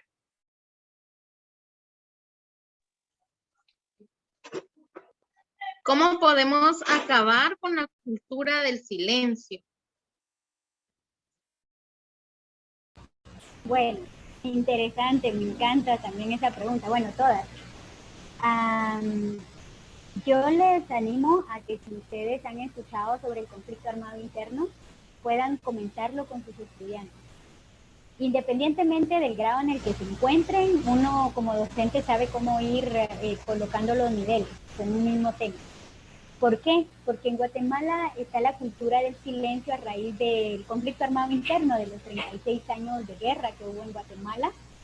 Que si, por ejemplo, ahorita el licenciado Pedro fuera del ejército guatemalteco, diría, no, o sea, ya no hablemos de eso, ya no interesa, ya no importa. Pero si, por ejemplo, el profesor Oscar, creo que se llama, Oscar Alejandro, fuera de la guerrilla, diría no. O sea, yo sé que fue un proceso difícil entre ambos, porque fue una disputa, pero abordémoslo desde mi punto de vista. Pero, ¿qué pasaría si señor Carla, señor Gloria, señor Ingrid, señor Janet, señor Carol, fueran las víctimas que fueron violadas o que sus parientes fueron asesinados, sus papás, sus esposos, sus hijos? Ellas quisieran recordar, ellas quisieran en memoria de esas personas inocentes decir, no callemos la historia de Guatemala, no callemos lo que sucedió. Pero si durante ese proceso, estoy poniendo un ejemplo, ¿verdad? El licenciado Pedro y el profesor Oscar Alejandro dijeran, pues, no, callemos ya, que ya no se hable más del asunto. Y, digamos, siguen coercionando, intimidando o callando a estas mujeres, entonces va a continuar la cultura del silencio. La cultura del silencio entonces la vamos a traducir en las aulas como cállese, o ahorita no hable, o solo yo voy a hablar, o dejemos que solo los más pilas de la clase sean los que expongan. Entonces, la cultura del silencio puede ejemplificarse de miles de formas. ¿Cómo acabar con ella? Contando la historia en Guatemala, porque somos un pueblo, hemos sido un pueblo sometido, oprimido, históricamente hemos sido un pueblo que ha estado bajo mucho temor, mucho miedo. Y nuestros abuelos fueron así, se lo tradujeron a nuestros padres quizás a nosotros, de cállese, porque usted no tiene que intervenir en una plática de adultos. Claro, hay formas pues para decirlo y hay momentos en los que sí, en los que no, pero con los propios estudiantes, esa cultura de silencio de si violan a una niña, mejor yo callo, no lo digo. Y rapidito les comento, una alumna de sexto primaria llegó a mi clase, estaba llorando y me contó que su abuelito y su tío la estaban violando. Yo dije, Dios santo, ¿qué hago ahora? Uno de maestro dice, ¿callo o no callo? Porque si no la familia puede tomar venganza conmigo, o se me va a armar aquí un despelote, o la niña me dijo no lo diga. Es un conflicto, en serio, es un conflicto. Yo creo que a muchos de ustedes también les ha pasado esta situación. Pero claro, yo tuve que actuar, ¿verdad? En ese momento tuve que hacer sinfín de cosas ahí con el director, va con la niña, etcétera. Pero a lo que voy es, hay muchas formas de ejemplificar esta cultura en la que hemos sido también históricamente sometidos al callar, al silencio, a no lo digas porque está mal, no lo digas porque es pecado, no lo digas porque te vamos a criticar, no lo digas porque te vamos a pegar. O sea, tantas cosas. ¿Cómo lidiar con eso? Pues primero fortaleciendo la autoestima de los alumnos. Porque si en nuestra casa, en nuestros papás, era todo, no lo digas, no sos inteligente, mejor callate, entonces vamos a llegar a la escuela con esa misma. Entonces, fortalecer la autoestima del alumno es indispensable. El escuchar a nuestros alumnos es indispensable. En casa tal vez no los escuchan, ahora los alumnos muchos preferirían estar 1000 veces en la escuela que 1000 veces en su casa, pero escucharlos es otra clave indispensable. Otra es darles participación. Aunque los niños sean los más tímidos del mundo, darles un espacio para que platiquen, para que hablen, para que ellos se expongan. Yo siempre he pasado a los niños más tímidos, se me ponen puros tomates, pero esas fueron una de las maneras en las que a mí mi maestra también me enseñó. Yo no paso y no paso y no paso porque yo soy tímida, pero ella me decía pase y pase y pase, aunque diga solo 2 palabras. Entonces yo pasaba. Y a Dios gracias, pues eso me ayudó después. Entonces hay muchas formas en las que podemos ayudar al niño a romper con esa cultura del silencio.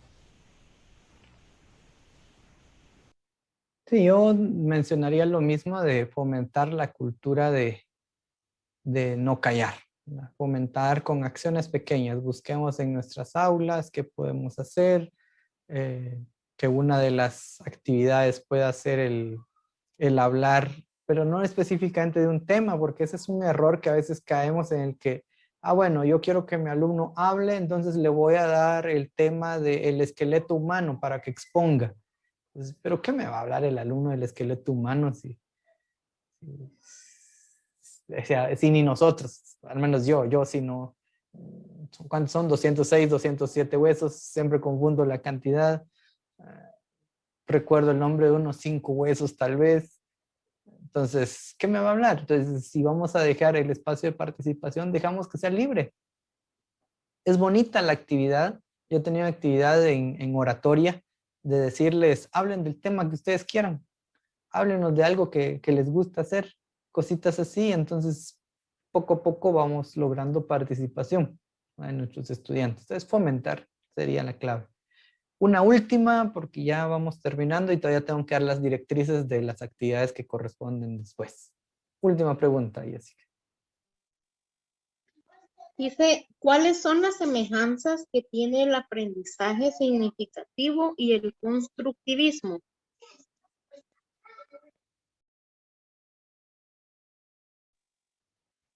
Yo no considero que sean semejantes, sino complementarias. El aprendizaje significativo hasta cierto punto podría existir sin el aprendizaje constructivo y viceversa, pero se potencializan más cuando éstas se unen. Son dos corrientes pedagógicas diferentes, pero si las logramos fusionar, vamos a causar un efecto muy positivo en los estudiantes. Entonces, aprendizaje significativo, que yo le enseñe realmente lo que le va a servir, aprendizaje constructivista, primero que el alumno trabaje para construir su aprendizaje, pero construir también sobre lo que él ya tiene. De ahí viene las 3 fases, ¿verdad? De inicio, donde se rescatan los saberes del estudiante, luego hacemos puentes cognitivos entre lo que sabe y lo que queremos enseñarle, y luego los nuevos aprendizajes, y por último, pues la ejercitación y evaluación de los aprendizajes, ¿verdad? Verificar que realmente están comprendiendo durante y al final de la sesión. Entonces, con eso potenciaríamos, ¿verdad? Pero es importante rescatar los aprendizajes cuando hablamos de constructivismo. Ahora, cuando hablamos de significativo, no necesariamente tenemos que llevar ese proceso. Podemos irnos directamente a los nuevos aprendizajes, pero que sea algo que realmente le sirva al alumno, y por lo que le va a servir, le va a parecer interesante.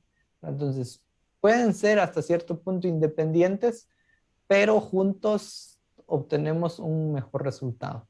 Entonces, esa sería mi respuesta. Yo escuché que dijeron que es semejanza, ¿verdad? Yo creo que ambos términos están casados. Digo casados porque cuando construimos un aprendizaje se va a volver significativo. Y cuando ese aprendizaje sea significativo, se va a volver a construir algo nuevo. Entonces, ellos están interrelacionados, no se pueden separar, como ya bien lo mencionó el licenciado Pedro, no se pueden separar ni desvincular, porque es tan importante uno como el otro. No se puede construir si no hay un aprendizaje significativo. Y no va a quedar un aprendizaje significativo si no se puede hacer. No precisamente con algo material, sino con cualquier tipo de aprendizaje, tanto en la teoría como en la práctica. Gracias. Como decía, fue la última pregunta. Gracias, Jessica, por su colaboración. Es una gran actividad la que usted hizo recopilando, analizando las preguntas, porque sí fueron muchas preguntas. Entonces, gracias, Jessica. Gracias, licenciada Rebeca, por habernos acompañado. Yo creo que es el sentir de todos el agradecer lo que ha compartido hoy. Pues no solo hablamos de teoría, sino hablamos también de ejemplos prácticos dentro de nuestras aulas. Entonces, muchas gracias y estaríamos llegando al fin de su participación en esta sesión. Yo solo quiero agradecerles a todos por ese esfuerzo y ese cambio que yo sé que están haciendo y seguirán haciendo en sus aulas, en nuestro sistema educativo. Felicitarlos porque ustedes están en este programa que es muy novedoso, muy significativo para nuestros niños y niñas. Los animo a que le sigan echando ganas, como decimos, porque ya están a mitad de camino y recordemos que todo esfuerzo tiene su recompensa. Así que fue un placer, un honor estar con ustedes y me alegro mucho que sea un grupo que participa bastante. Gracias. Feliz noche. Buenas noches. Yo quiero dar ahí también un agradecimiento a la licenciada Rebeca. Espero que no se haya desconectado todavía o ya se desconectó. Ahí está todavía. Ahí está todavía. Pues licenciada, muchísimas gracias por todos esos aportes y enriquecimiento a la clase. Créame que estaba ahí atenta a cada pregunta, a cada respuesta, a cada comentario.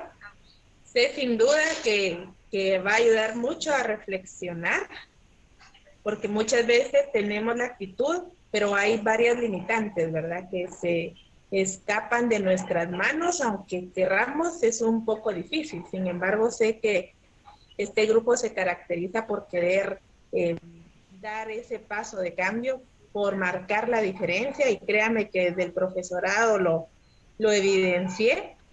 Agradezco enormemente todos sus aportes, licenciada Rebeca, y pues bienvenida para futuras clases. Gracias, licenciado Pedro, por tener esa dinámica. Realmente es muy enriquecedor.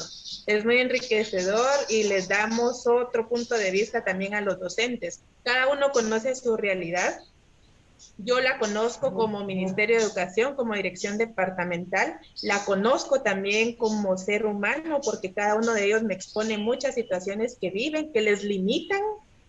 Y es un poco complicado, ¿verdad? Pero no nada que se pueda dejar de hacer si no tenemos voluntad. Si tenemos voluntad, las cosas cambian, ¿verdad? Entonces, muchísimas gracias, licenciada Rebeca. Es un placer conocerla. Espero volver a verla en otra clase y que ahí el licenciado Pedro siempre nos mantenga con esa dinámica. Muchísimas gracias. Licenciada Nancy. Gracias, licenciada Nancy. Un placer conocerla.